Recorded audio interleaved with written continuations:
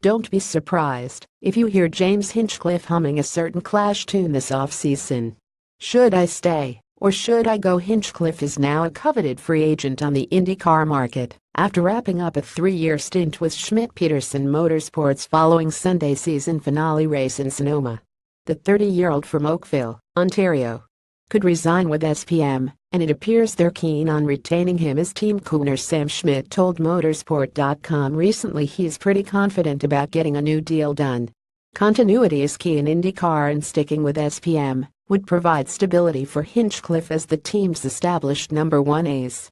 Moving on wouldn't necessarily guarantee the same level of comfort or position on the team's depth chart, and most likely lead to a rebuilding year to start. Hinchcliffe has found some success with SPM to build off, with 2 wins plus 5 other podium finishes under his belt, including back-to-back third-place results at his hometown Toronto race. He also qualified on pole position once at the 2016 Indy 500, just a year after his near-fatal accident at the track.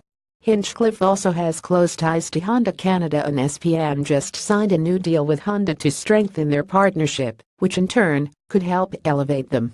However, while the highs have been high, the lows have also been quite low, as inconsistency has handcuffed Hinchcliffe from contending for the title.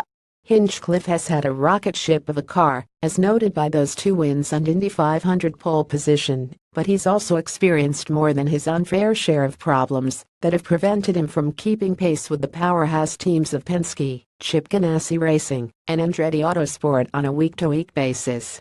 Hinchcliffe finished 13th in the championship for the 2nd consecutive season and is one of the most popular drivers in the series. IndyCar needs him to be in the hunt for championships to capitalize on that attention.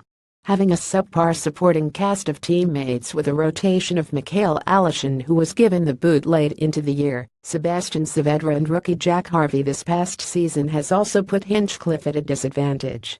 Drivers count on their teammates and crews to exchange data for the right setup on race day, and when they're struggling just as bad as you were, it doesn't make for a great weekend. Too often you've heard the team went with a kitchen sink setup, i.e. nothing else was working, and that's not exactly a vote of confidence in winning races.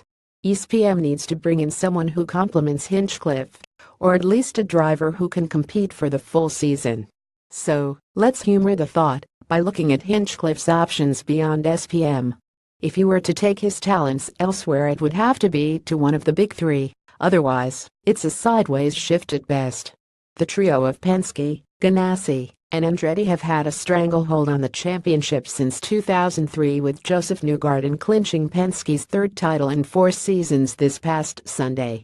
Ganassi and Andretti both use Honda engines, which makes them more appealing for Hinchcliffe than Chevy-supported Penske. Hinchcliffe had his best seasons with Andretti, finishing 8th overall in 2012 and 2013, but they seem to have their lineup already set for next season, after renewing Alexander Rossi's deal and signing newcomer Zach Veach to replace Indy 500 winner Takuma Sato. Ryan Hunter-Ray is locked up, and, well, Marco Andretti isn't going anywhere. Rossi drives through the first turn during the final practice session for the Indianapolis 500. Michael Conroy up. That leaves Ganassi as a possible destination, and they may also have a seat open, with Tony Kanaan hinting at leaving. Hinchcliffe could unlock his true potential at Ganassi. He'd be the number 2 driver on the team as long as Scott Dixon sticks around, but that's not necessarily a bad thing, as the 4-time IndyCar champion and winner of 41 races is one of the all-time greats on and off the track. You couldn't ask for a better teammate. The two would provide quite the formidable duo and give Penske and Andretti a run for their money. Sure, Kanaan had just 1 win in 4 seasons with Ganassi, but the 42-year-old from Brazil is in the twilight of his IndyCar career, while Hinchcliffe is right in his prime. Should Ganassi express interest, it's an avenue worth considering, otherwise sticking with the status quo is Hinchcliffe's best option.